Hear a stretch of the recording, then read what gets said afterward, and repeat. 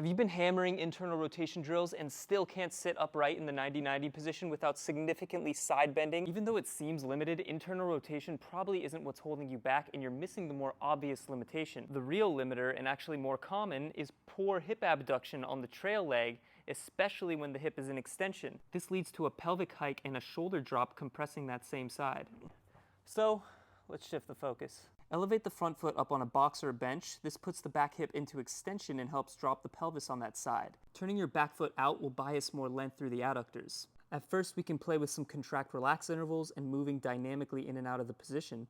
We could then work some front leg liftoffs, which may look like it's improving hip flexion of the front leg, but it actually places way more isometric demand on the back leg adductors to stabilize that end range. Okay, now let's spice it up. If your adductors are stiff and overprotective, it's likely because they're not being loaded through different planes. So let's add some trunk rotation with a band or cable. As you rotate back to midline, you should feel a strong contraction, both through the adductors, which are being loaded at length, and through the glute to turn your pelvis away. Another variation is to add a side bend toward the front leg and then a back bend.